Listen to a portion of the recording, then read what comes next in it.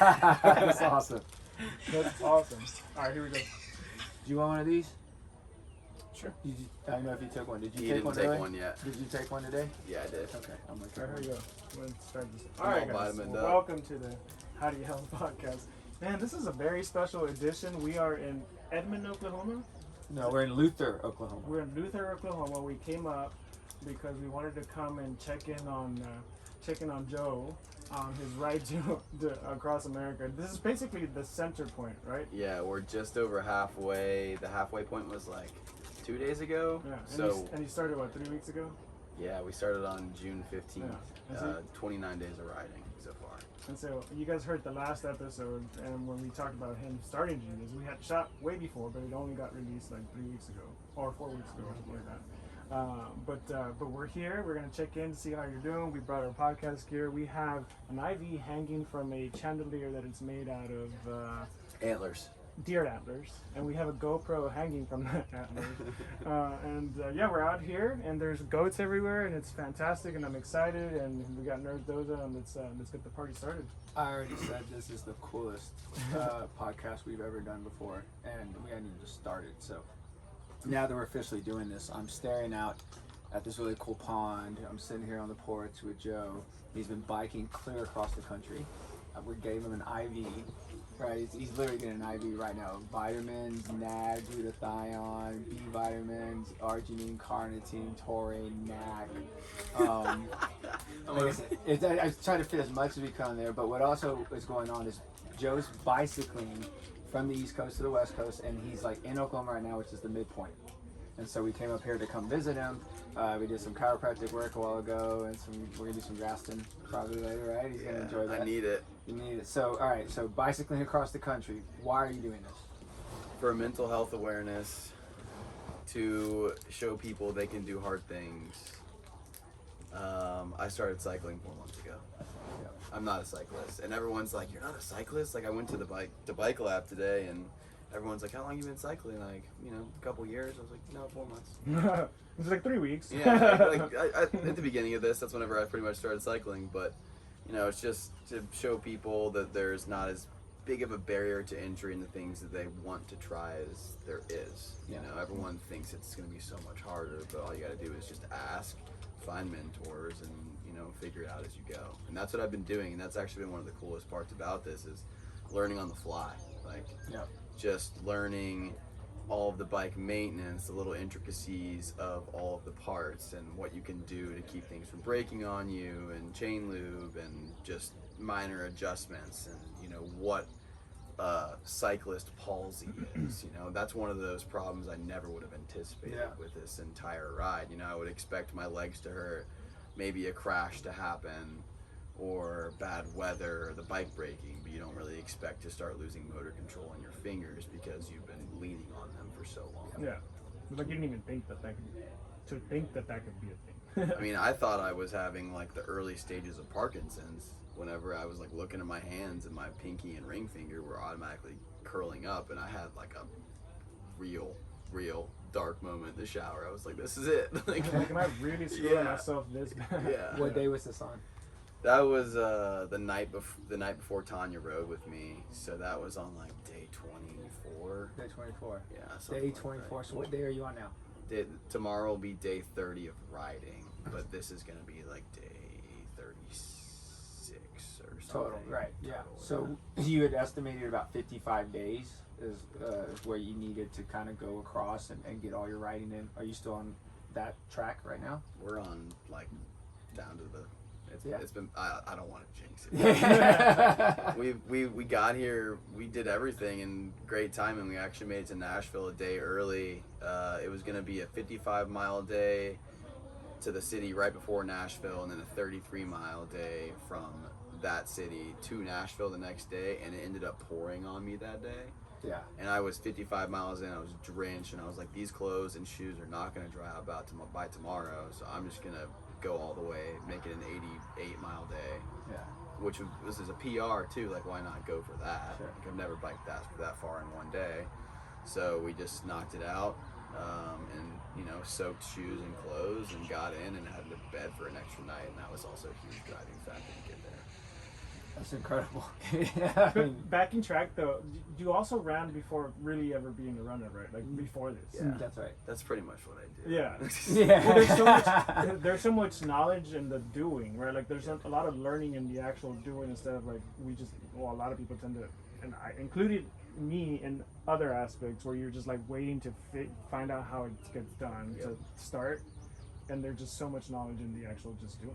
I had that conversation today at Bike Lab. I was talking to him about how fun it is to just learn as you go, and he was like, you actually only learn by just throwing yourself and immersing. Like you know, like the best way to learn a language is to go to a foreign country. Yeah. And to actually just be immersed in that language. So like the best way to learn about biking is to get yourself into a situation where you have to learn. Otherwise it's just theory. Yeah. It's like if that happens and I know how to do Yeah. it, it's like, or I could just figure out how to change a flat tire on day 6 of the ride whenever I get a flat in the Blue Ridge Mountains. Well, I do remember we kind of spoke about like, well, I don't even know what I'm going to do about a flat tire. Like, dude, that would be the least of your worries. Yeah. And it has been. And I was so excited when it happened too, because I was like, I get to get tested. And then the second one, I was excited because I didn't have to watch a YouTube video, and then the tire exploded in my face, and that was a huge surprise. So we changed the third one, and then we had 4 flat tires in 3 days after that, and I was like, something's wrong. Yeah. You know, and then did all the maintenance there, used duct tape, and got all that stuff fixed, and turns out it was just a liner on the inside. So Yeah. And And now you can change them quickly. yeah, now I'm just like, okay, whatever. And I went to time it the other day whenever my liner fell off, and it was going to take me like probably less than 5 minutes. Yeah. Which isn't still not even that fast, but ended up taking 45 because I had to get a lady to drive, or I didn't even have to get, she just pulled over on the side of the road, and she was like, I hate to see you like this. Like, can I help you? And I was like, do you have tape? She was like, no, I'm in my husband's car, but I can drive you to Dollar General. I was like, no, it's actually, yes. Like, please drive me to Dollar General because I need to get some duct tape. So she drove me to Dollar General, put my bike in the back of her car, and on the way there was an Ace Hardware. So I was like, actually, that's perfect. So she dropped me off there. I started doing all this bike maintenance, like stuff that I would have never expected to know how to do. You know, I'm like pulling like little pieces of duct tape off to line the inside of the actual wheel so it doesn't pop the tube. And the lady that worked at Ace, it was a hot day. Like, I am drenched in sweat. It's like just falling off my face. The lady inside comes out. She was like, do you want a water or a Gatorade? And I was like, Gatorade? Like, I really just want a Gatorade right now.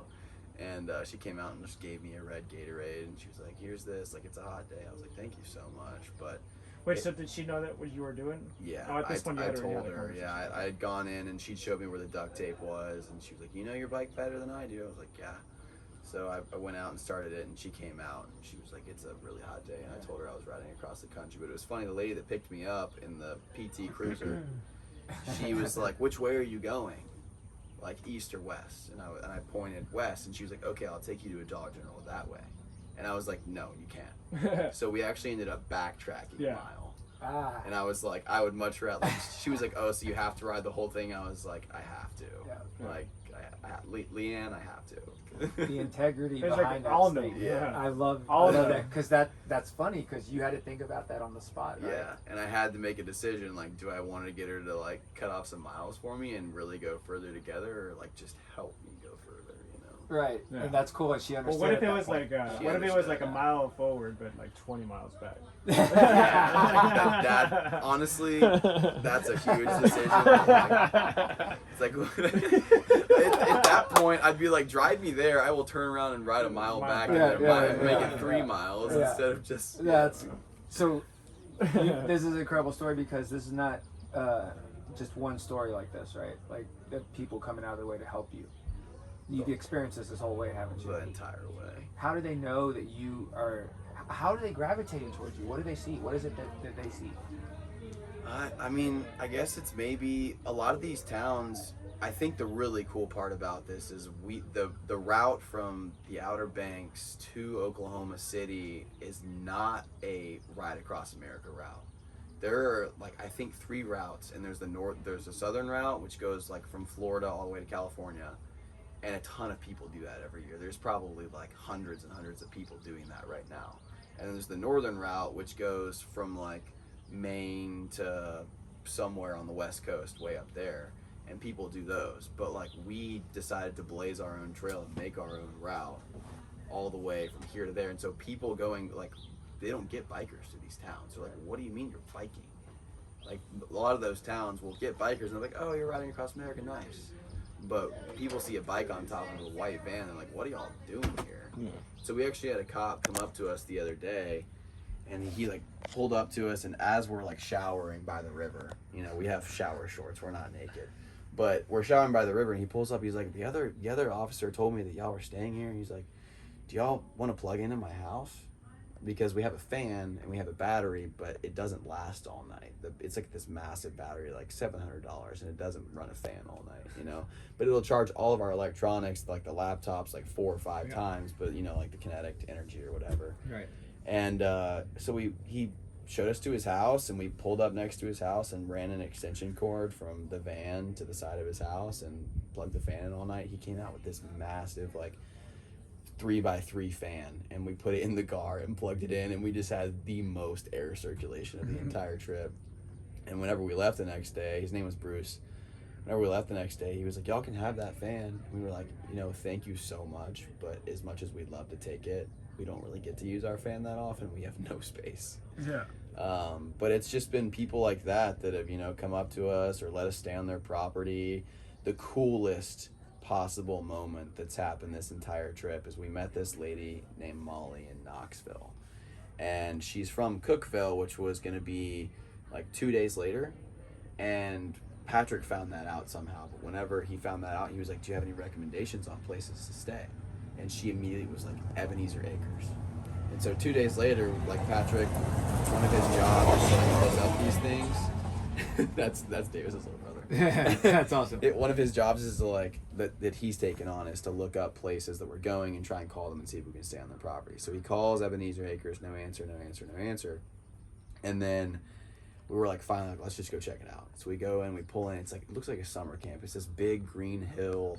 There's like a beautiful sunset behind it. It's in Tennessee, and there's just like cabins on it and like metal buildings, and it just looks like a camp. Right. And we drive up and there's nobody there, but the gate's open. Yeah. So we text Molly, like, there's Molly, the lady, and we're like, there's nobody here. And she's like, well, if there's nobody there and the gate's open, just like give it a shot. Yeah. And so we just like kind of set up camp. We were super excited because we pulled up next to a water spigot where we could pump water. Yeah. And then plug our stuff in. And so we were like, perfect, that's all we need, an outlet and a spigot. And then the guy that owns it like found out we were there and came over to check on us, and he was so elated to meet us. He was like, welcome to my camp, like, let me show you around. He like brings us to this metal building, throws up these metal doors, industrial kitchen, free to use. Yeah.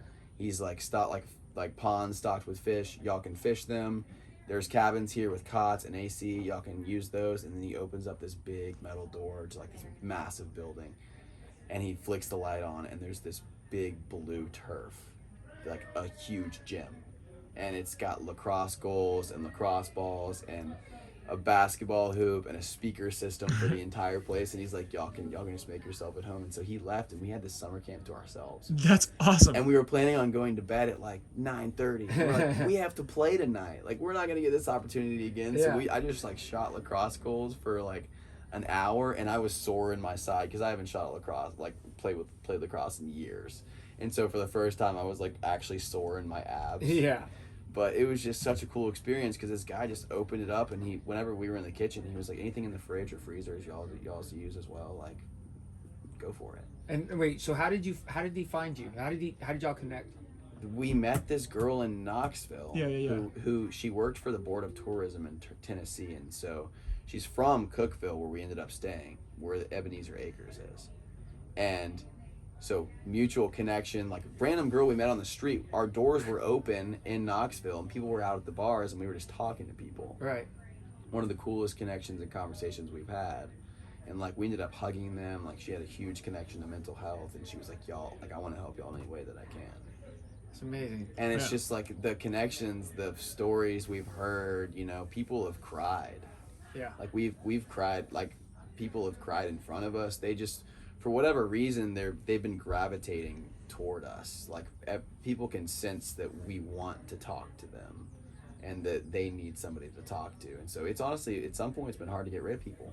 We're like, like, Don, we gotta go to bed, man. Like, this man came and talked to us and like went and walked back to his apartment to go get his iPad with 50 pictures on it. so that he could show us like all like his dog and how he won like, you know, some poker championship and stuff like that. And one man I met in a Walmart parking lot, with the one that I was telling you about that just started hiking the Appalachian Trail Right. at 78. He makes DVDs of all of his trips, not for anybody but for himself, so that like if he ever loses his memory, then he can watch them and remember them. And I told him that's one of the big reasons that I journal as well, is like my granddad's going through Alzheimer's right now, speaking of mental health, and he's just like me, like free spirited, like kindred spirit to my own. And I like, if that fate is also my own, which I really hope not, because that scares me more than death itself, I want to be able to remember my things. And so he actually, this guy Charles, the DVD guy, he left Walmart after having a great conversation, and then 10 minutes later he drove back and he was like, I just had to come back, I want to send you one of my DVDs so my story can live on through you. And like that kind of crap like makes me like tear up. Like I read in my journal entry from the day before about Alzheimer's and why I journal, and like I got choked up and he got choked up, and it's like this whole thing is just so wholesome. Like for sure. it's just it really is, you know, it's what you make it, you know. We could just be, our goal could just be to ride, and the great. But well, I think you're also carrying that frequency, right, of that openness, and this is what you're trying to show, like, hey, I want to make this an easy thing for people to just talk about, because it's sometimes that's the hardest, is just to want to talk about it, right? And so I think that I don't know how to say anything. Yeah, and sometimes you don't have to, right? But just the idea that like I can be here in peace with you and not have to say anything, and that's totally okay. Like, why would you want to feel guilty about that or anything like that? But you're carrying that frequency, and I think that people are like, the vibrations or people are picking up on that for sure. They're like these antennas that are just cruising down the street, and people can sense that you're on a mission, you're intentional, right? I mean, the weird thing about the Forrest Gump story was he just ran because he said he was running. However, he wasn't running because he was like, he had lost his mom, right? Yeah, his mom died. Yeah, and he was like, okay, now he just ran out the front door and never stopped. And you've kind of almost decided to do the same thing, because a couple months ago you decided you were going to do this, right? Right. And I don't know what was going through your head at that time, but most people in the past year and a half have had a hard time connecting with others.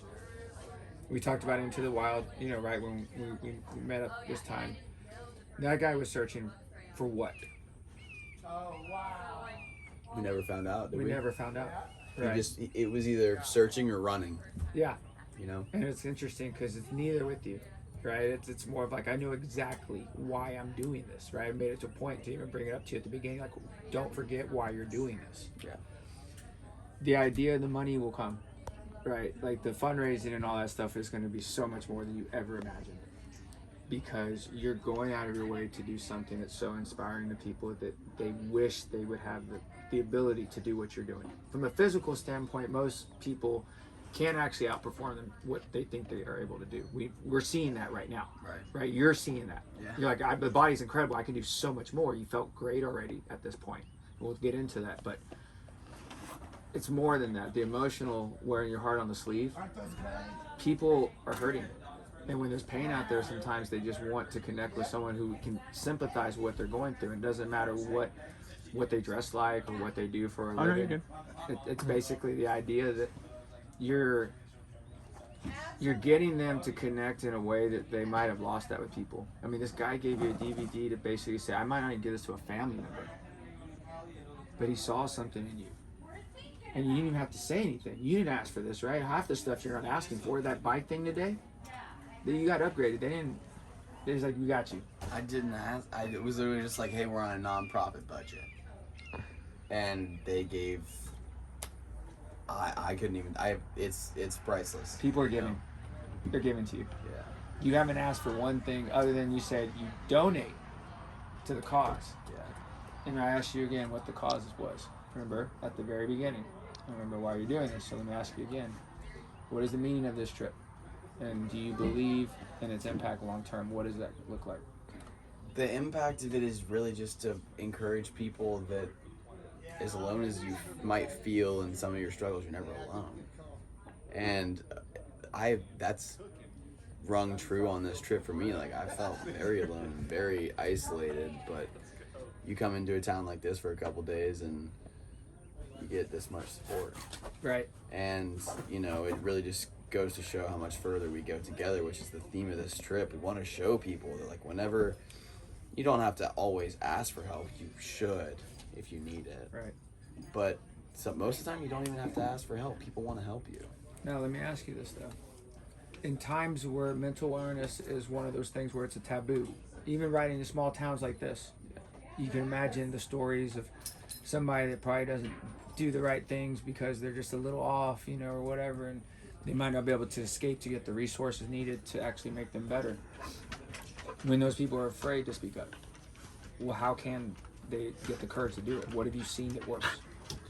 Yeah, so Patrick interviewed me, and We got some new my dog. We got some audience buddies. here. We got some buddies in the audience. Patrick asked me that question. He was like, "What is your? Do you want to grab this?" I'm fine, but keep going. Will I bother you if I No, you're good. Not at all. Patrick asked me that question. He was like, "What is your advice to people who struggle with mental health? Like, what's the first thing that you could say?" And it's really just that, like, the first step is you. It's nobody but you. I mean, everyone else can try and help you, but until you decide to take that first step, and you're like, I actually want to get better, I actually want to get help, I actually want to talk about this, that's whenever it actually starts getting better. Yeah. And that first step, while it's the hardest, is the most empowering thing you can do, because you realize, oh, I have some power. And once you realize you have some power, you start doing crazy stuff. You start realizing what your potential is, and you realize that that first step is one of the hardest things you can ever do, so why not ride across the country? Why not? Why not run a marathon in a month? Why not, you know, raise however many thousands of dollars for mental health awareness? Because if you can do something like that, you want to show other people what they're capable of as well. Right.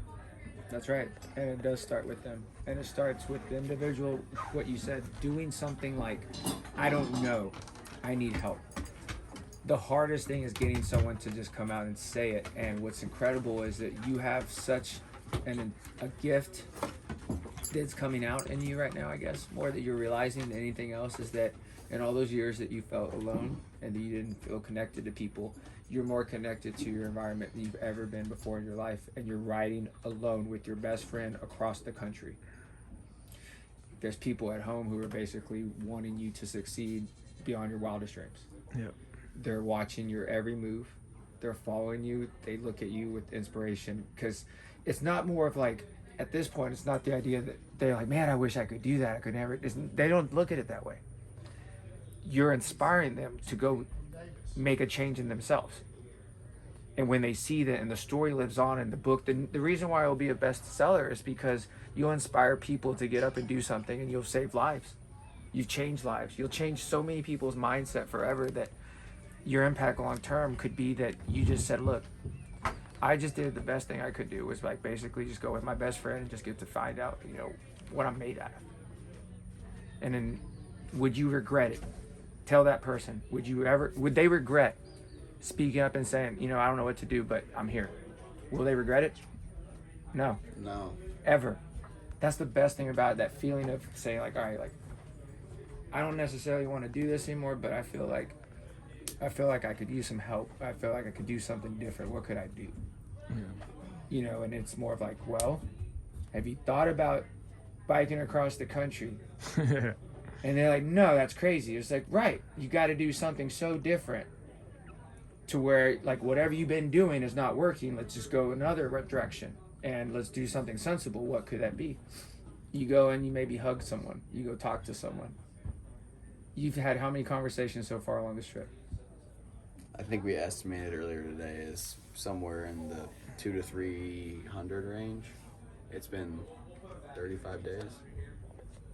About right. You've met more people riding on a bike across country than you probably have in the past, Ever. like, Yeah, ever. no. Like, I thought the last year was huge as far as meeting people. I mean, I met y'all, I've made connections with y'all, and it has been, I mean, you know, deeper connections take more time, right? Of course. But you can leave lasting impacts with people for the rest of their life if you just talk to them for 5 minutes. And that's kind of, I think, one of the crazy things that Patrick mentioned earlier was kind of like a ghost. Like you're in a town for a night and you're never there for longer than 12 hours and then you leave, but you're leaving behind something. And that's kind of the crazy part is, you know, those people that we've had really incredible conversations with, they've gone home and talked to people about it. And that makes waves. Right. And just keeps going. And so like that's kind of the crazy part is like we're leaving a wake across the country that's well, it doesn't have to spreading be a that. big thing, right? Like it doesn't have to be a big connections to make or a deep connection to make a difference. I mean, you were talking about the last time you were up here with Merrick, with your wife, about how you had a dream about Rice University, right? And I told you, like, you probably had a premonition, because then he was hanging out at the park, was it? It was at the gym the next day. And some guy in a Rice shirt came over, and he's like, oh, I love yoga, whatever. And he's like, I've been thinking about teaching yoga to the homeless. And he was wearing a Rice University thing. And he's like, that's really interesting, because I was just thinking about Rice last night, and you came up. He's like, but you should definitely do that. You should definitely teach yoga to the homeless. And he's like, yeah, I probably should. Yeah. And just that, like, is probably going to make a huge difference for a lot of people. And it lasted 3 minutes of a conversation. I mean, I can't imagine your conversations with people don't last just 3 minutes, do they? Sometimes they're 3 minutes, and sometimes, like I said, like we have to go to bed, and they're hanging around 2 hours later, you know. And those are the great conversations. Maybe they come back and they want to talk some more, but I mean, it's a lot of them have lasted probably like 20 or 30 minutes. I'd say it's probably a good average. A complete stranger.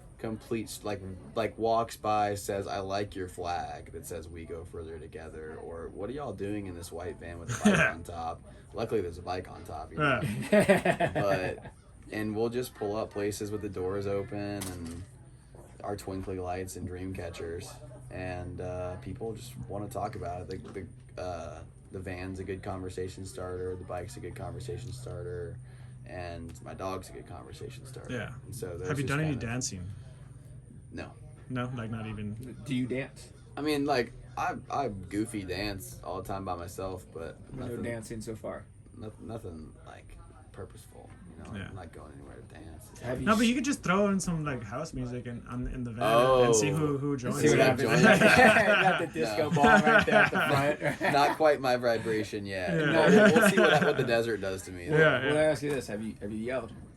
Like in frustration or just in general? Just yelled as loud as you could. Yeah. How many times? Once. Did it feel good?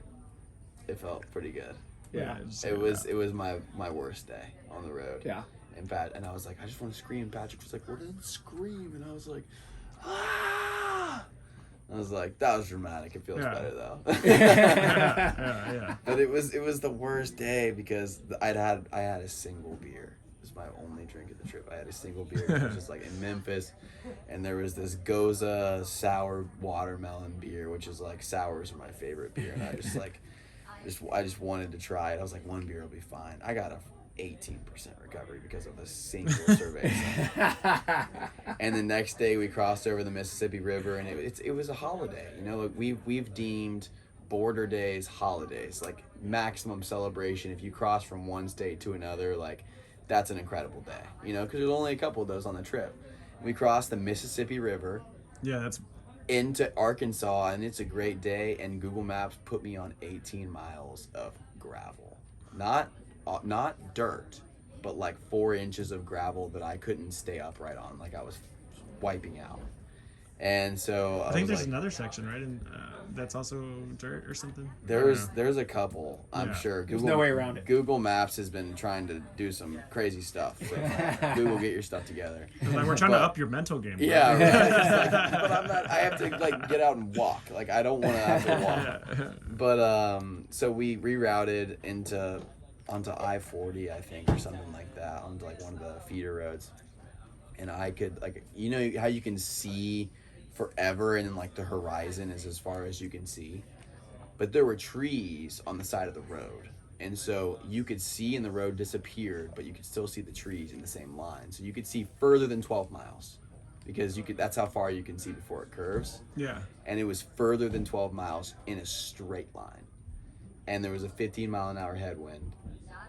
which whenever you're biking 25 miles an hour, you're going 10 miles an hour, but you're putting in that much more effort. Yeah. And I hadn't had that kind of headwind yet. Yeah. / I'd had a beer the night before in terrible recovery. Yeah. And I was in a terrible mental space, and I was just like so frustrated, and it was so hot, and Arkansas was ugly, and I finally just like, after 10 miles an hour, like 55 miles, like that's a long time with a break for lunch. And like 22 miles took me like 2.5 hours. Yeah. And I was just I'm looking at my Garmin and it says 9.5 miles an hour, and I'm just like so mad. Yeah. I come over the hill in Patrick's Park there, and I was like, video this. And he just like gets out the video, and I just go, I'm like, I want to preface this by saying I'm not complaining. I'm not here to like get pity. I'm not here for anything other than I want to also highlight how shitty this is sometimes. Yeah. And today is one of those days. I'm just like, this is what's happening. This is how I feel. And it was just... You needed a vent. Yeah. And I just needed to vent. I needed to like show people like, we're going to show you the good stuff, but we also need to make sure you know that like, life's not always sunshine and rainbows. Like, yeah. This is not always... It's beautiful. We're showing you the cool moments, like showering in the middle of Knoxville and like doing all this cool stuff. But like... There's a lot of road kill out there. Like, it stinks.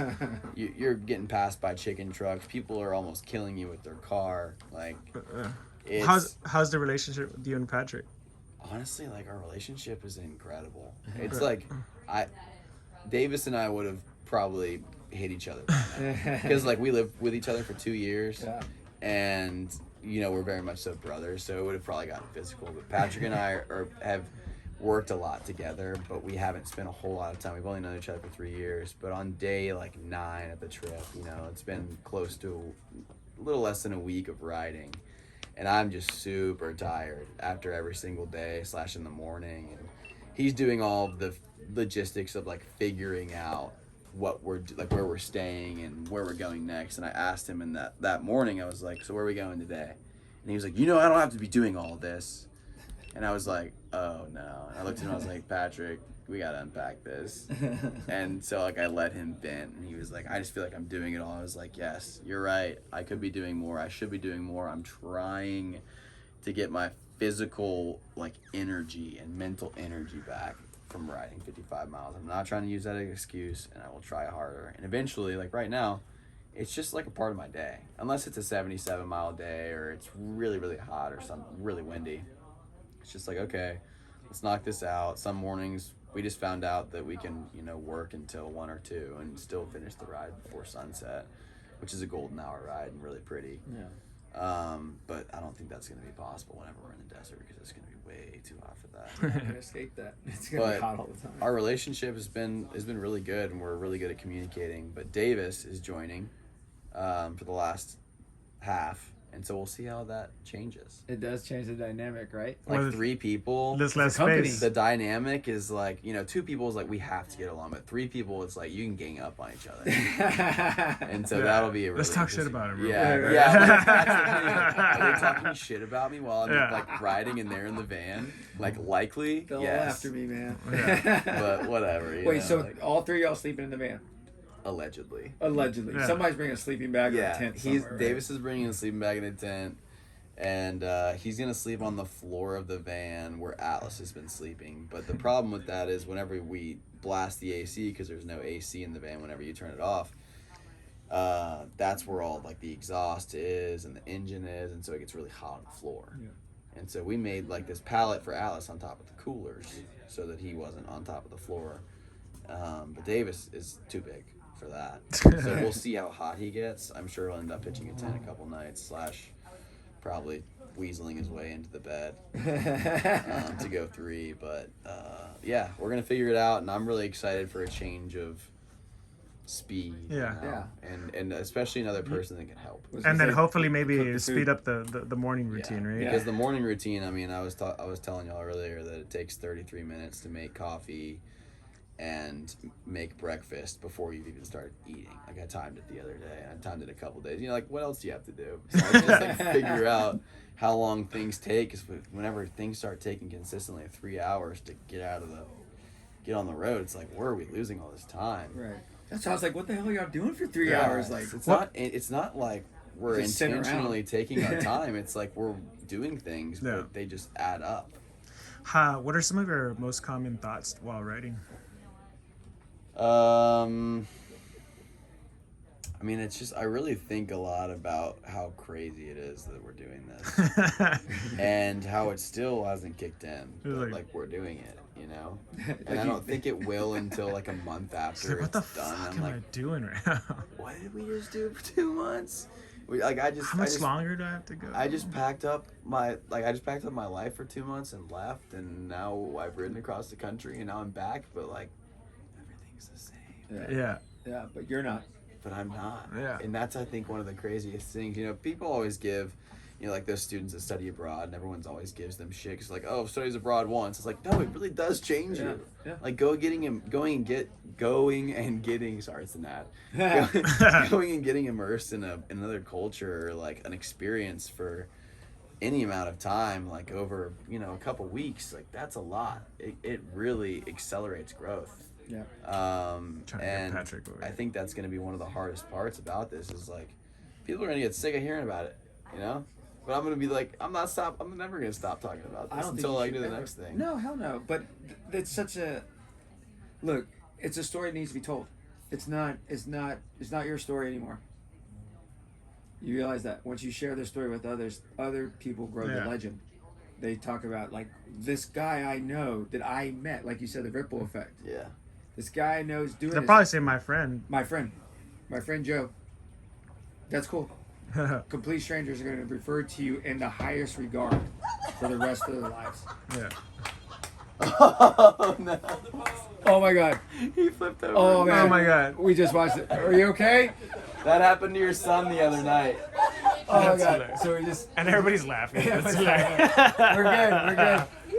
We had a gentleman just fall over on a chair on the patio next to us. He's not drunk. It's just the chair. Yeah, it's just a chair. Yeah, we're good. Yeah, we're good. We're back. We're back. We're back. That's awesome. We got more. How about your dog over here? Is this yours? No, yes, Atlas. Get over here, doggy. Literally, like we're broadcasting live from a ranch. Like we're not in the podcast studio. We're here with folks that we're just meeting for the first time. This is awesome. It's like, is this really this happening? This is a party. This is a party for Joe and Patrick and the crew, right? Like you're now 4 deep, right? Because you got 2 other guys now with Davis, right? And I forget his name right there again. The guy that was filming earlier. Price. Yeah. Yeah. And he's the one putting all the footage together. Yeah. At home. Yeah.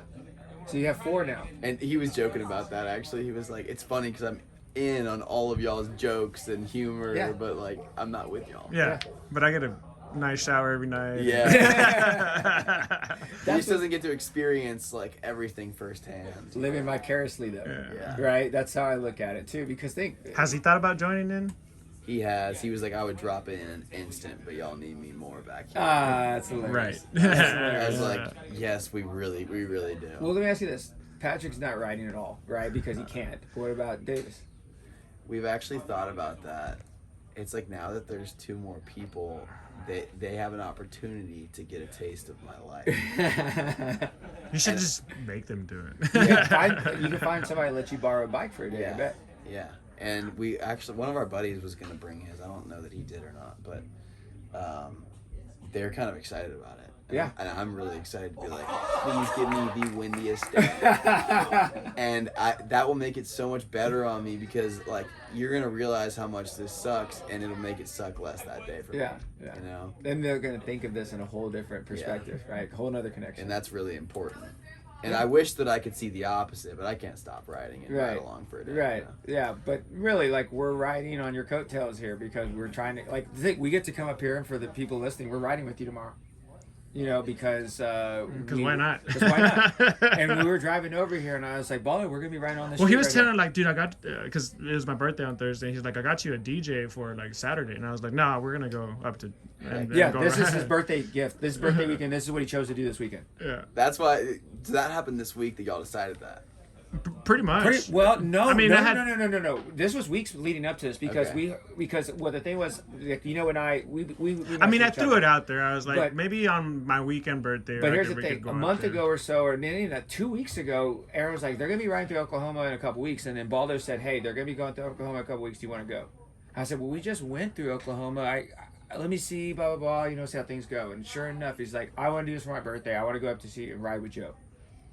I was like, "Okay, well, let's do it." I guess we're doing it. Aaron was like already like, "I'm in. Like we're doing. I'm driving." Okay. Oh, and then he wrote, and then Omar came, the Oh, oldest. so you didn't hear this? So my oldest is here, right? The 60-year-old. Okay, because he wants to see Nana. He's here. He's here. The car seat, we had to take it out. He'll be so- he'll be around tomorrow. Dude, Heck yeah. we don't have a bike rack, and we have 2 bikes in there, and a car seat. And John. I was riding like this in the back, like this. I was like, "Oh my god, dude, this is crazy." Hell yeah, we got Patrick in. Hello. We got Patrick here. Yes. Oh, do I just yes, put this yeah. on? Yeah, put those on. It's ready to go, man. We've been waiting for I've you. never done a podcast before. Hell yeah, Oh my- dude. Yeah, I love it. So for Hell everyone joining yeah. us, this is Patrick. Hello. I am captain of the van. That's right. He Captain is- of the he is van, steering the dude. ship, right? Oh yeah, I am full pirate. Yep. So you're just this is a whole nother aspect to this because you haven't been riding at all. No, But I've you've not been- been on a bike once. But you have been here this whole time together. This is your Absolutely. life too. Yeah. Every part of it. Okay. And the lives we live every day are so different. This is your life partner now, right? Yep. Sure. This is Yes. incredible. So 2 guys driving across country. You're watching your best friend do this. Okay. What's going through your head this whole time? First off, that he is insane. But absolutely love it.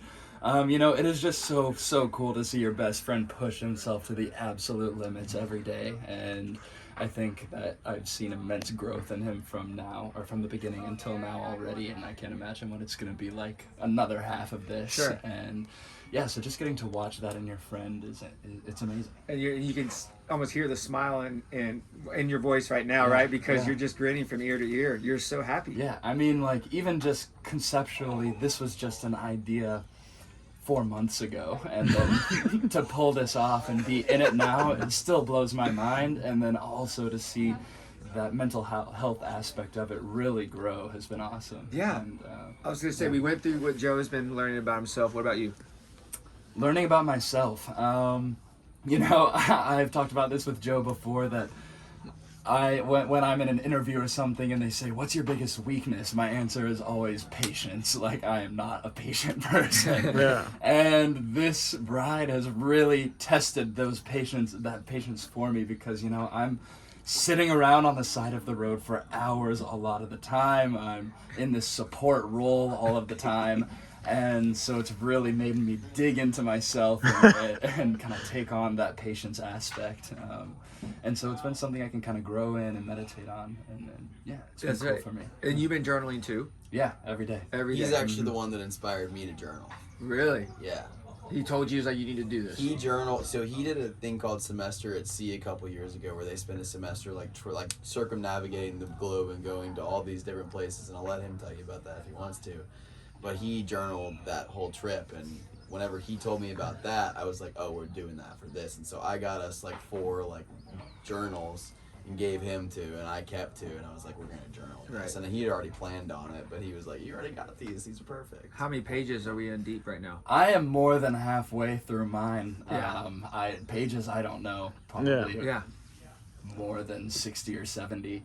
And it's all on the I've got spot bigger every day. handwriting. Right. But it's on the spot every day, But right? yeah. I just think it's so important to write these things down, so that when I'm like an old wrinkly man, I can kind of sit back and be like, wow, look how filled my book is with my life. Yeah. And those small details make those colors so much more vivid. Yeah. And yeah, both of my grandparents have struggled with Alzheimer's, dementia. And so I kind of told myself, I want to keep records and memories on written pages so that I can look back and have these for myself if I ever have those problems. Right. And he mentioned the same thing with Yeah. the DVD guy, Yeah, Charles. Charles. Yeah. And I love how you all remember their names. That is the craziest Yeah. part, is that I'm terrible with names. Until you're I not. remember every single No, one of these and people's you names. both of you, you mentioned Bruce and Charles and all that, and that's what I was saying before. they're gonna refer to you as our friend Patrick, our friend Joe, and they're completely strangers like 30 minutes before this, right? Yeah, it's insane how deep we can get with people after just meeting them, and then we kind of just disappear. It's these weird fleeting conversations where we pop into these lives and then have these really deep and emotional talks and then move on. But yeah, those names and the conversations, they stick with us, and we talk about them every day. Right, and even after like you're riding down the road and you're like, you remember that guy? He told me, because the thing is sometimes too, you're gonna have different conversations with that same person, right? Because they're not always in front of you the whole time either, right? You have a conversation with someone down the road, and it's like, how many people has he talked to today, or who was helping? You don't even know. It's like, how long is he? He's not here yet. What happened to him, right? So are y'all like walkie-talkies or what? Like, like what's going on? That's my favorite thing, when Joe comes up to the bike window at the end of the day and he's like, you won't believe who I talked to. You won't believe what happened. I'm like, okay, here we go. Yeah. But that's incredible because, like we talked about it earlier, it's a story that resonates with one another, and it's so cool because we get excited. Like, think about this, like all the people that came up, your parents came up here. Right, and apparently, like, I mean, it's a party. this is a party. your friends from college, right? These are some of our best friends. Best friends right here that wouldn't miss this for the world, Aggies.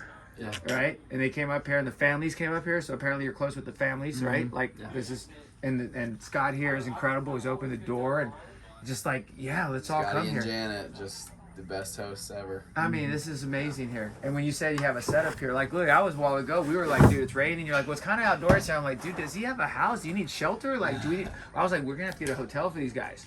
Because I'm thinking, like, you're living in a van down next to a river somewhere, right? That's where it is. We do that, yeah. That's a lot of what we do. That's awesome, though, right? You'll never be the God same after forbid. this. You'll never be the same after this. Yeah, absolutely, I agree. For the better, probably, right? 100%, yeah. Yeah, I think that's. Yeah, you can't even argue. Yeah. For sure. Well, I heard that you nailed it on some photography, right? You sold. I was it. going to tell you this. Well, I didn't know if this was this the same story I was talking about with that post and all that. What are you talking about? I heard you sold your first photography. Yeah, I've wanted to get into the print scene with my photos for years now, and there's just been this strange barrier for me. I'm a huge perfectionist, and I want everything to be set up perfect before it happens. And Joe's kind of been someone in my life who pushes me to be like, no, act now, just do it. That's what we were talking so, about. There's so much learning in just doing. Yeah. And so on this ride, we kind of came up with the idea of like, what if I just got prints for this show that we're doing? And so I did, and now my first print is sold. And it feels one step closer to that dream. You're a professional now. Yeah. Yeah, right. That's official. Here we are. Are they the black and white ones? One of them was black and white. It was of some waves, and then the other is blue, and it's the Blue Ridge Mountains color. So there was a post he did a couple weeks ago. It was a bunch of black and whites, and I think you had just gone through either Tennessee or somewhere All around the it. portraits. Yeah, they were all Oh, the portraits, yeah. and I reposted it. Because it was raining. That was that I've day, been reposting your stuff all along, but that was the one that resonated with everyone the most. Yeah, it's beautiful getting to hear all these conversations across the way, and everyone's got a different face, everyone's got a different story, but it's one of the coolest things that we've started connecting the dots between these stories of things that are very unifying between them. You know, finding your creativity to be an outlet for your mental health issues, to the message of do it now. That's what we've learned from a lot of people. And at first, I think we were kind of like, wow, like a lot of these answers are the same. We're looking for diversity across America. And it kind of hit us like, you know, this is really powerful that a lot of these answers are the same, because it shows that these mental health issues are so unifying, and people are going through the same thing. They're just scared to take that jump to talk about it. So when we open these conversations up with people, you know, we're learning that people can relate to each other on this. They just have to take that step of hearing the question and answering. That's right. And maybe having a space to do that. Absolutely. Yeah. Right? Because that's what I asked them too. I was like, you don't have people, like, you're not asking questions. You're not coming up to people trying to introduce yourself. Right. They just come to you. How do they Very know? often, How do they know? How do they know to come to y'all? It's just a frequency, right? It's the crystals in our bed. It's the crystals in our It's our dream catchers. Yeah. Yeah.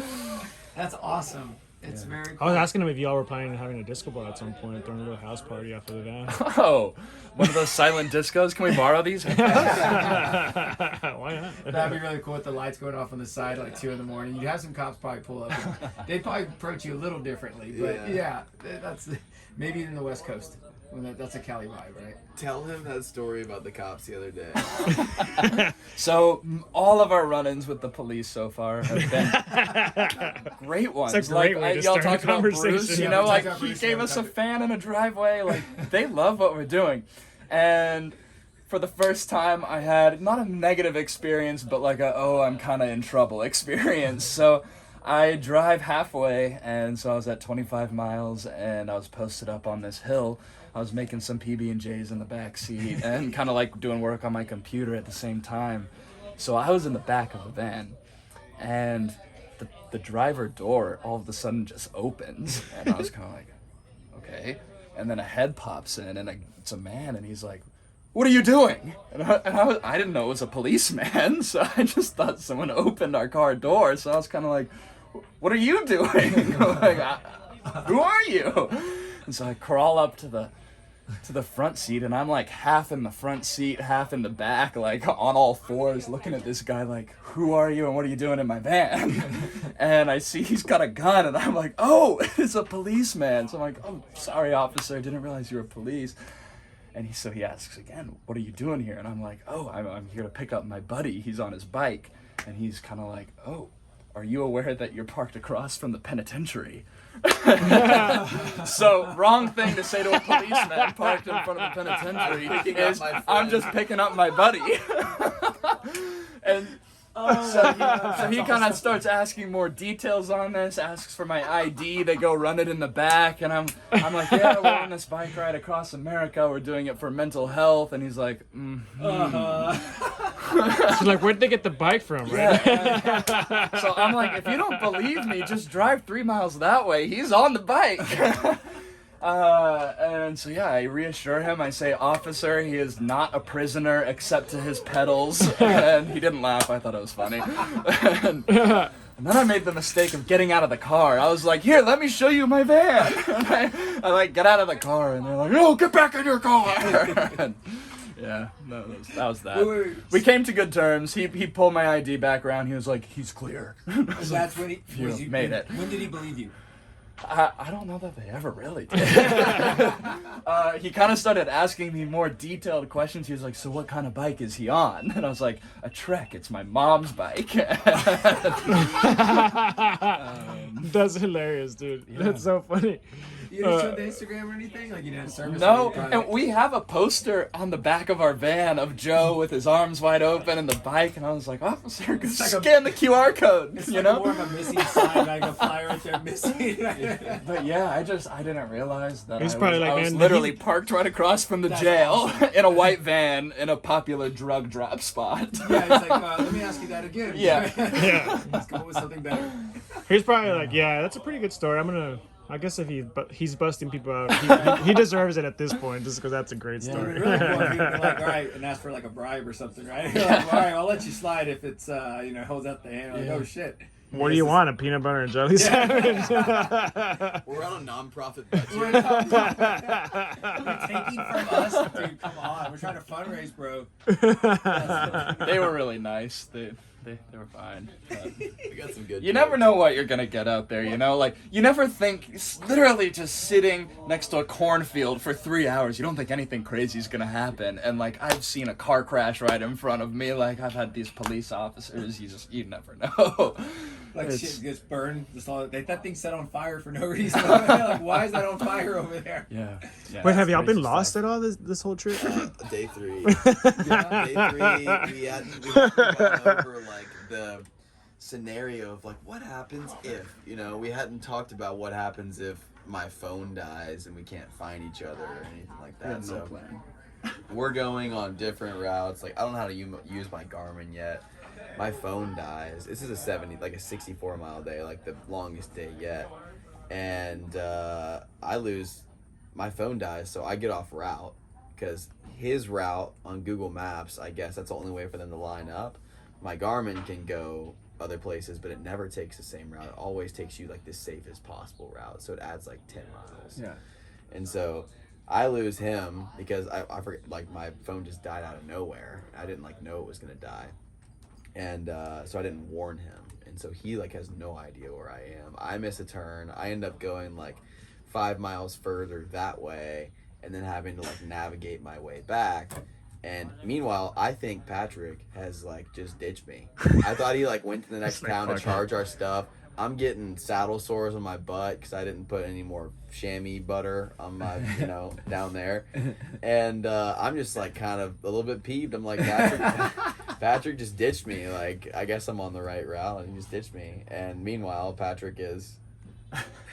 Yeah, I noticed that Joe took a wrong turn on Find My Friends. Okay, back up. I had the coolest photo set up on the side of the road with my tripod. I practiced it on cars going by, and I sat there for a good 30 minutes just ready to get this shot, and Joe never came around the corner. And so I checked Find My Friends, and I saw that he had made a different turn on the road. So I go down there, and I start driving down this road, and I quickly realized his phone had died because it was no longer moving. It said he was there like 30 minutes ago, and then his little dot wasn't moving anymore. So I'm like, okay, he's probably down this road. And so I go down there, no sight of him. So I go back up and go down a different road, no sight of him. And at this point, it's like 45 minutes to an hour later. We had never come up with a plan. So I'm kind of like, do I meet him at the town we were supposed to go to, or is he in trouble on the road somewhere and I need to go find him? And so I'm driving like 80 miles an hour across every country road that this area has. And we are, I don't know, an hour and a half away from sunset. And I called Dave, our buddy over here, and he's like NASA grounds crew for us. He's got the maps open, and he's like, okay, if he took this road, he would make it here in 30 minutes. You need to take this left turn and go here. And I kind of start panicking. I'm like, we have no way to connect. He could be anywhere. He could be kidnapped. I have no idea. He doesn't even have my phone number in his pocket or anything. And so, yeah, I was just zooming all around for a good 2 hours, and we kind of were like, okay, if the sun goes down, we're just going to have to call the police. That's what we're going to have to do. And so I decided to go to the town and see if I can wait for him there. And just by chance, I see him cross the road. He was coming down the road towards me, and I was on the phone with Dave, and I was like, "Oh my God, I see him! And I just like roll the window down, and I look at him, and I'm like, "You idiot!" Oh shit! And he looks at me like, "You idiot!" He said, you shithead. I'm like, at this point, I'm pissed at Patrick, who's just calling me a shithead. And I'm like, are you kidding? And we're on the side of the road, and we like realize there's been this miscommunication. I'm like, "Oh, you didn't know you were lost for the last 2 hours?" Oh my God. Oh man. So we went and got a endless barbecue buffet that day, and that was our first time eating out. We were like, we need this. Oh, here's your makeup meal. It was like, we do not have the energy to cook tonight. I will get collard greens. Yeah. And, all the healthiest possible stuff I can get with cake. That's incredible. What's That's incredible. Well, speaking of That was a barbecue, I learning think they're calling us out over there. Wait, so I gotta go into the science aspect of it just before we do and all that, because you got about half a bag left unless you want to speed it up. You can feel it, can't you? Dude, I sped it up a minute He's ago, tried to and I speed was it up like, a couple of times. I've seen Yeah, him. Like, I can feel it in my legs. Yeah. So I'm gonna go into the listeners here. This is a really incredible thing. What Patrick and Joe have been doing is basically journaling their lives in the thick of it, but we've been journaling the science behind how this is working, right? And so I know you probably have things that you've noticed with your health and sustainability and stuff that you have to do, knots, right? Cuts, scrapes, things that you have, sunburn, right? Like water intake, food intake, which is really interesting to talk about it, because you refer to food now as not as anything more than sustenance. Yeah. And fuel. And that's it, and fuel. That's really, so we were talking about it. So for the listeners who don't understand this, we had a guy biking, I an Ironman recently. Around this, like, I'll never forget. We were talking about your nutrition stuff, and we had it on the board. Eric comes in like an hour later, and he writes like, when we make Kona, which is the grand, Ironman, which he's never made before. He goes, "This is how long it's going to take. Where's my nutritional recommendations?" And so we're doing both the same thing. And so he wore a glucose meter during his race. His glucose was sky high, his blood sugar, right? And even after the race, it was still climbing high. And he's eating, like, while we're FaceTiming. And I'm looking at his numbers the day of the race. And I'm like, dude, your blood sugar is like 100 points higher than what it should be. I don't know if you should be eating right now. And he's like, well, I'm tired. I don't feel good. I need to eat. And I was like, I don't think you need to now. And it's interesting in the morning because you're starting off the day. We talked about the eggs, the oatmeal, like everything, right? It's dude, Davis had an incredible idea, genius idea. He said egg yolks, put in a water bottle. And then he said freeze it. Oh yeah. Just put it in the fridge. Canteen. We were finding vital proteins that had like a carton, like an egg carton, like almost like it's like a milk carton that you would pour in. And I was like, it saves so much time. You don't have to worry. It saves space. It tastes just as good. Tastes just as good. And you really don't care because you're just like, I just need something in my system, right? Right. So let me ask you this. Y'all pooping consistently? Honestly, yes. What's the best place you've pooped at? We poop at a lot of Walmarts. We love Walmart. It's like the worst place. That's like the best part about staying in a Walmart parking lot and showering there is like, it's not the best place, but you wake up and you can go inside and get groceries and go to the bathroom. And it's clean. But And they leave you alone pretty much too, right? Yeah. Because that's what I was going to ask. Like, where do y'all sleep at usually? Different almost every night other than Walmart. You just never know. So, but how many times have you spent the night at Walmart? Probably like 17. Probably do Walmart 3 times a week. Yeah. Really? Yeah. And so it's some of them 24 hours. So you have security around the clock that are like. They have overnight policies where like truck drivers can come in and stay there and park. And so RVs, trucks, and vans with people that are riding their bike cross country are welcome. Interesting. Is there a lot of truckers that park there? I've never even noticed I that. imagine. Because You'll notice now. Because you've noticed the Loves Sure. and the Buckies and all that stuff now, and they're there all the time too. So do you ever converse with truck drivers? Once on the way in, that guy who was talking about the angel, whatever. I don't even know how to explain it, but yeah, no. We've been told to avoid Walmarts by some truck. We did actually talk to Justin, who we interviewed him in Knoxville, and he just had like the best outlook on life. He was like, I'm just living, like I'm out here to like, whenever I die, I want them to put my ashes under an oak tree and have a party. It's not a funeral, like all this kind of good stuff. But he's a truck driver for a living, and he was telling us like, he was like, where do y'all stay? And we're like, mainly Walmart. He was like, yeah, you should mainly not stay there. He's like, if you ever see like, all this kind of sketchy stuff, he's like, and of course the next Walmart we stayed at, there was like a syringe in the grass, and we're like, oh, okay, like this is kind of a sketchy place. But we haven't felt unsafe really. The most unsafe was more of like an eerie unsafe, where we like drove 20 minutes into the woods, down into the wrong woods. trail? No, the right trail, but we like, we parked there, and then the sun goes down there, and like you can't see anything. It was There's pitch no light. black. It was like there was no light, like anywhere. You couldn't even see the stars because the tree canopy. Wow. It was And spooky. we were like, Was that claustrophobic kind of? no, we were.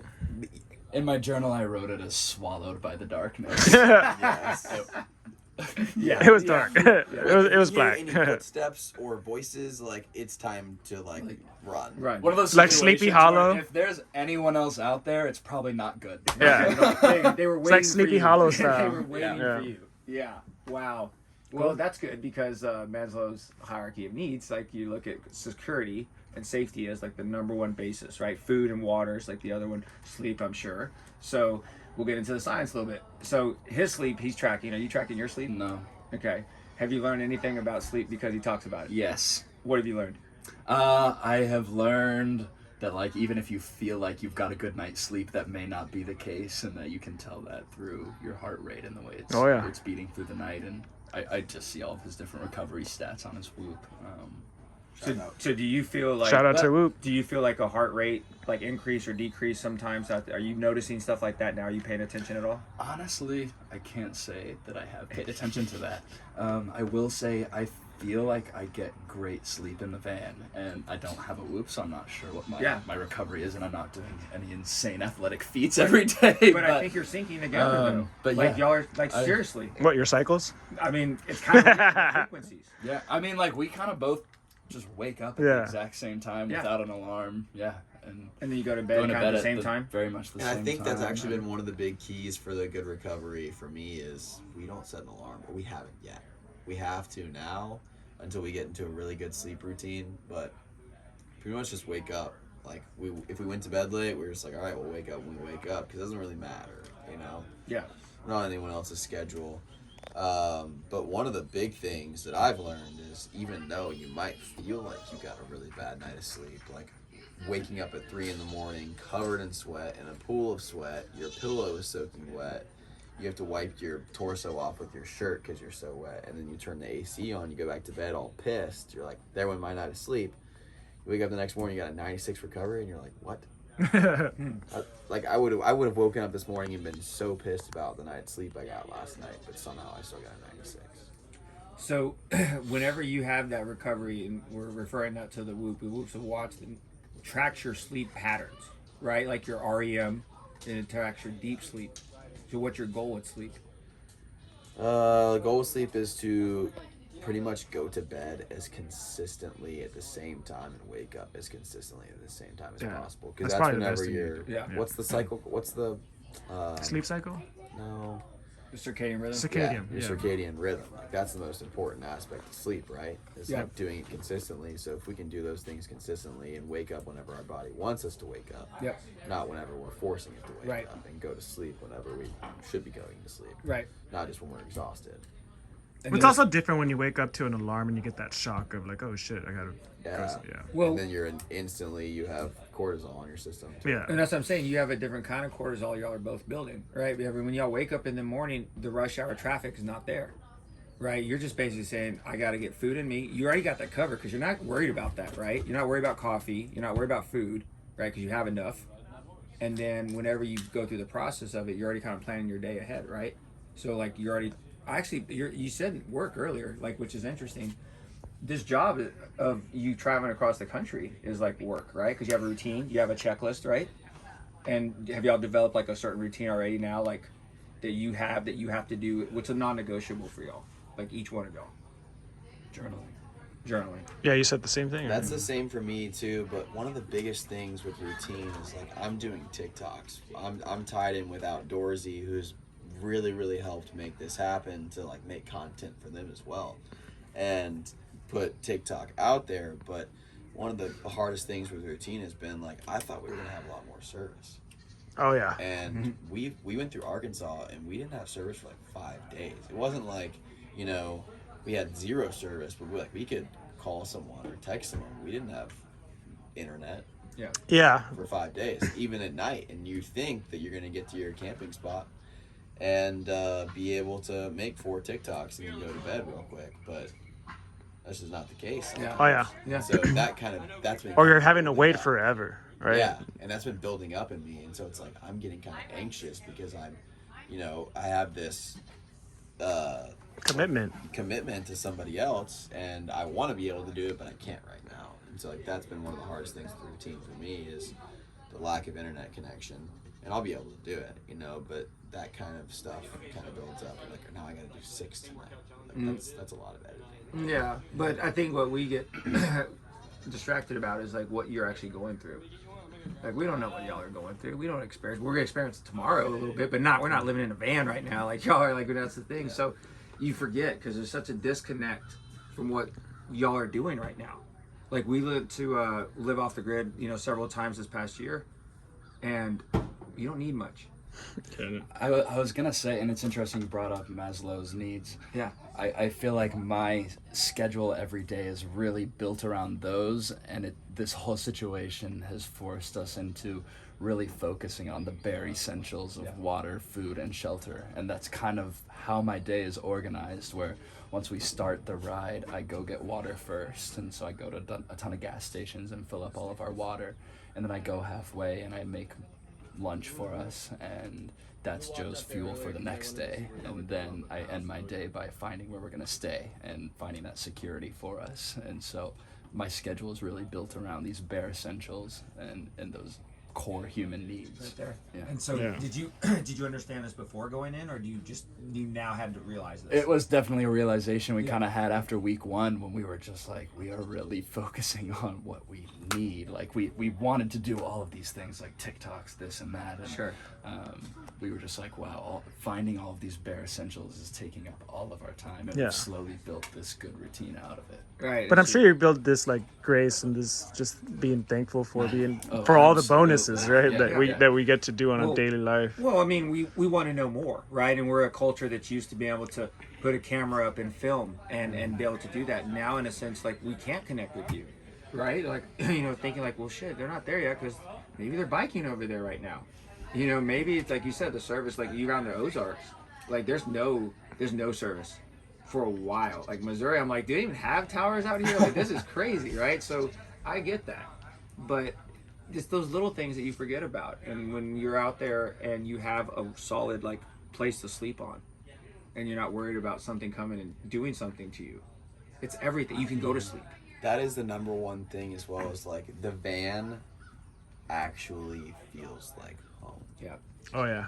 Like, it doesn't matter if we're in a Walmart parking lot. It doesn't matter if we're at a truck stop with millions of mosquitoes. It doesn't matter if we're swallowed by the woods. Like, we're taking everything that feels like home with us every single time. And I think that's one of the most important, really essential levels of comfort that we do still have. Is like, if we were on bicycles with tents, like, oh my gosh. I mean, I guess the tent would eventually feel like home. Yeah. But different. like, It does. packing different. that up every single day, and it's disappearing and then coming back to fruition. But It's not solid though. That's the it's- thing. If it's something not falls on solid. it, Yeah. The But rain. like the van, like, I feel really safe in the van. Yeah. If as long as it's locked up, Yeah. like someone could take the bike, maybe, like, that'd be not great. Someone could break a window, but like, they're not getting in. Right. Yeah. But it feels safe. that's Yeah. why that reaction you had to the cop. Like, what are you doing? This is mine. This is my home, us. dude. Yeah. Like, get out of my house. It's interesting. We've actually like had offers of a nice shower or a nice bed cot to sleep on with people, and we've still stayed in the van sometimes because it's kind of that comfort factor of, and the routine factor of, we're ending our day here. This is where we know we can get our good sleep, and it's interesting. And- It's our home on wheels. Well, I was gonna say, and then now you have a third person coming in. Yeah. Right. So Dynamics gonna shift. So this quite a guy has bit. to jump on board. I see him over there right now. He's pumped about it, and I'm sure he is. But he's gonna have to get on board with everything else. He's coming in basically almost a cook, right? So now you're gonna have basically. Is he a cook? Yeah, he said but he's the one that came with the egg idea. So Yeah, like I'm saying. Well, he said I love to cook, so I'm doing the Yeah. cooking. I was like, all right, cool. This thing you don't have He to. gave worry about himself a anymore. job. Well, we have horses. We have horses. We have horses over here. Yeah, she just saddled that horse up. That's awesome. Yeah. This is cool. I couldn't imagine. Well, now if you start doing that and we get people riding horses with you, right, or cycling, that's gonna be awesome. Y'all definitely gotta film that and do a TikTok. Yeah. Maggie's a horse. That's awesome. Well, I think we've covered quite a bit. Yeah. Right. This is, like I said, I think this will go down as our best podcast so far. Real quick, what's in there? Oh. Okay, so we tell everyone who's listening to our IVs, or to our podcast, what's in our IVs. Joe here is getting a very special IV. Imagine that we have supplied his nutrition, and I guess Patrick as well, this trip. I don't know if you tried any of the vitamins or not, but we have everything to cover Joe's nutritional needs outside of food in order for his body, which is like a machine or a car, to basically go across the country and not basically break down. So in the IV, I was trying to think, well, what can I do with one punch? Literally halfway through the country. We increased NAD in this, and it's a combination of other vitamins. You have B vitamins, your amino acids, arginine, carnitine, glutamine, glutathione. So we boosted your immune system. I imagine throughout this whole deal with the climate changes and the weather changes, y'all haven't been sick, and you're not going to get sick. That was. Yeah, and that's incredible, right? As many things as you're encountering, because you're taking care of yourself and you're not worried about where you're going to get your food, you're not worried about the shelter, your immune system is intact. And so with cuts, you heal quickly. With muscles and tendons that are sore and inflamed, you're doing Graston, you're doing icing, you're doing elevation when you can, right? You showed me the fork. He showed you the fork, right? He's doing. He's like, what the hell is he doing? It's Graston. It's soft tissue work, right? Now the nutritional aspect is, can we regenerate your muscles? Can we regenerate your liver? Can we regenerate your heart? Your heart's just a pump. Your heart is just fine. We checked your labs beforehand, right? And we looked at every little thing going into it. We did a scan. He looks great. We're going to add this, exactly what you needed to function better, along with the idea that the mental wellness is a part of you, right? And you have to make sure we have to address that. So let me ask you this. The nutritional aspect with all of this, how has your mental wellness been? I loved that you asked. Yeah. He was like, I told him about, all these problems that I'm having with my hands and my knee, and honestly, those are like, they've come and gone. And like, that's the coolest part. And they continue to come and go. Yeah. And there's gonna be something else crazy at least one more time that pops up. I'm like, I never would imagine that. But he asked, he was like, well, how are you feeling? Like, how are you mentally? Like, not just physically, but mentally. And some days are really hard. And I know Patrick can speak to this as well. It's not easy to sit in a van for 5 hours a day either and just wait. Especially when you're lost. Especially whenever you're lost. But, some days are rough. I talked to y'all a little bit about this as far as like poetry goes. And, I'm doing this ride for mental health awareness because I've struggled with mental health. Otherwise I wouldn't have a huge connection to it. I wouldn't be able to relate to a lot of the things. And whenever you immerse yourself in a cause like this, you kind of get flashbacks as to like what you've gone through, and you have memories of, overcoming and what put you into those states originally. And I had one night that a man asked me the question, "Are you okay? But you're better now, right?" is what he said. And no one's ever asked me that. And it's not that I like question, but like, am I better? But like, I remember my mom asking me as a kid, like, how are you feeling? And every time it gave me such an extreme sense of anxiety because I realized I wasn't. Like, she was like, are you okay? And I realized I wasn't. But like, the longer it went without someone asking me, are you okay? The longer I realized, like, the less I had to think about it, So I got good at sweeping it under the rug, but that night it came out. Like, I all those years of sweeping it under the rug and just forgetting about it, just came back to the surface. And I had this long conversation with Patrick. Like, he didn't know a lot of my mental health struggles, like depression and just like suicidal thoughts and ADD and all that stuff as a kid. And there's a whole lot of science behind all of it, and childhood depression and stuff like that, and like hormone imbalances and stuff. But I hadn't been checked in on like that. And not that it just gave me like this PTSD kind of, where he was also very, very graphic about it, the way he asked, like, you've probably thought about X, and I'm like, whoa, like that really like threw me off a little bit. So like, I had to like kind of immerse myself in that feeling again, and it all really came back for a second in like a poetic sense of like, just a reminder why you're here. And then it went away the next day. How do you feel talking about that right now?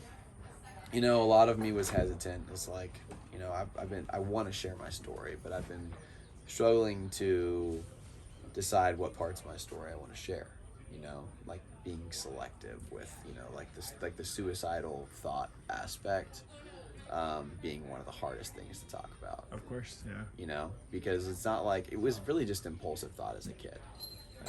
And what I wanted to share about that, and fearing people looking at me differently, but like, I want people to look at me kind of differently because I want people to feel less alone. And the only way to get people to feel less alone is for them to know that there's other people that struggles the way they do. So then maybe someone asking you, how are you doing? Yeah. Even though it's triggering, there's still someone asking you that question. Yeah. Right. And it's also thinking about it like, okay, how can you also approach the topic with people that are not well? Yeah. Don't ask them, how are you? That doesn't make them feel better. It didn't make me feel better. It made me more anxious about why I wasn't feeling better. And it really brought it to light more. And so, it was actually really cool, you know, like I was like really, really confused that night. And like Patrick was with me and I was like, I don't know why I'm feeling this way. Yeah. Like I don't know why this is bringing me such an intense form of anxiety. And a lot of it was also overstimulation from being out with nobody to going to Knoxville with the nightlife and just being parked right there on the Yeah. bar I was scene. gonna say you were with Broadway. Is that what? Yeah, like or Gay Street, whatever it was. Yeah. Do you journal about his experiences as well? Yeah. Like Partially, what he yeah. tells you about his Absolutely, experiences? yeah. That's awesome. Do you do the same thing as Yeah, well? like Patrick said this. Yeah. But it's just the mental aspect. I mean, that was just extremely poetic, and that's the only way I can look at it. You know, it's just a reminder of like, hey, this is where you came from, and you have fully overcome it. And it's not always gonna, you know, it'll always be a struggle. You'll always have flashbacks and things that give you like, you know, smells and stuff like that. They're like, ooh, I don't really want to smell that right now. But it really is just a matter of not sweeping it under the rug, but actually addressing it. Yeah. And figuring out what the causes are and then moving on. And it's important to do it once you're out of it, because when you're in it, when you're in those bad thoughts, and you know, like if anything, you just want them to get worse when you're in it. Like I felt that before in my mental struggles, where it's like, well, I can't talk about it when I'm in it because I only want it to get it worse. Like that's in that moment. It's when I'm out of it that then you feel that shame and you don't want to talk about it. Yeah. But that's when it's most important, because you're definitely not doing it when you're in it. Right. Yeah. Yeah, and it's weird because you all have the same approach. It's you're wanting to discuss it and normalize it because it's like, damn, we all go through the same exact thing. Like when Baldo posted this one time about him being, you know, really sad, he talked about it. We had friends from college saying, how's Baldo doing? Is he okay? And I was like, I don't understand. Well, he's just talking about his feelings. There's nothing wrong with being sad. There's absolutely nothing wrong with being sad. If anything, you should be sad. You should be happy so you can see what it's like to not be sad, and you should be sad when it'd be like to not be happy. It's a catch-22. Yeah. Yeah. And the pain that you talked about before, it's real and it's a blessing. Why would you not want to experience pain? Why would you be so fearful of getting hurt or learning from your mistakes that it would hold you back? But that's exactly what happens with trauma. You talk about PTSD. Whenever you bring something up again, the way that you know that you're over it is you bring it up again, and that emotion that you felt before is not the same. Yeah. That's why I asked you, what do you experience right now at that? And if it's a calming, It gets a little closure. bit easier every time. Right, that's what it is. It's a calming to know that say it's not going to ever change. However, it doesn't define who I am at this moment. Yeah. It may be added to me, and I'm grateful for that path. Yeah. Yeah. And I think that's the coolest thing right now. This path that you're embarking on, it's going to be hard to top. I mean, you're going to probably go, we're going to climb this and we're going to do all this stuff, but it's not like this. Not like the first time. You discover yourselves in a way that you're like, I'm unbreakable. Nothing will get through you ever again. I don't care what anyone does and says to you ever again. And the beauty that you have within you, understand that when you express it, people listen and they watch and they learn. And you're going to expand so many people's minds, and your art and your poetry and your actions are how you leave the legacy that this world needs. We need more people like you two. We don't need more millionaires in this world. We need people like you who are willing to get up and just say, I can do this. And even when you believe that you can't do this, you just say it. Like Baldo and I say the same thing. We believed in each other when no one else did. And regardless of what I always people like to say, believe it so much it has no choice but to exist. boom. Yeah. So when you're down in the dumps and you feel like this sucks, just do what you can. Do what you can to say, no, how can I change this situation the way I look at it right now? And maybe I don't know how to do it, so maybe ask someone, how do you do this? Do I have to bike across the country to change my mind? Or what are you going to tell someone? No. What do you have to do? Find something that Just reach out. Just puts you out of your comfort zone. Start there. There you go. Is that what you Yeah. said, Patrick? Get out of your comfort zone? Yeah, absolutely. My personal mantra for as long as I can remember since I read Into the Wild, John Krakauer, is the core of a man's spirit comes from new experiences. And it's all about seeking discomfort, and that's how you grow out of your challenges and kind of build your toolkit within yourself to deal with those challenges. Get out of your comfort zone. And That might- seeking external challenges makes it so much easier to deal with challenges you had no control over. Yeah. Because you're like, oh, I'm really strong. I can last an ice bath for 5 minutes. And then, like, a little bit of stress comes later, and you're like, this AC feels good. Like, normally I'd say I'm yeah. cold. Wait, I've done an ice bath before. Why am I doing it too cold? Yeah, it's ridiculous. And it's just, you know, if you can intentionally make yourself uncomfortable, Yeah. then it makes everything else just that much more enjoyable. That's beautiful, man. I can enjoy this much more. This is awesome. I know we tried to wrap it up. We just couldn't. But Yeah, I know. all right. So for the fine people listening, if they wanted to, I know this is going to be Donate. later.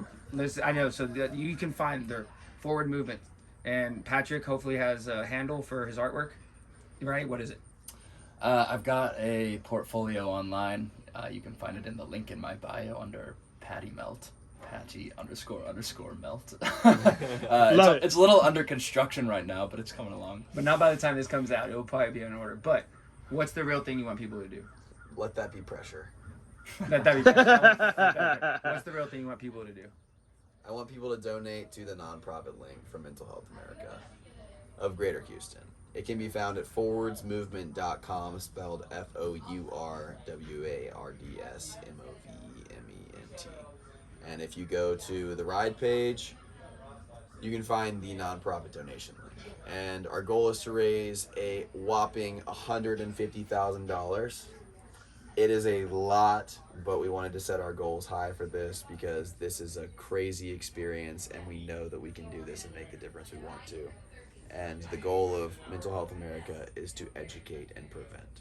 And as much of that as we can put out there is, you know, what the main goal of this is. So That's right. And one more time, the company, how the handle, where they find you, Joe. forwardsmovement.com.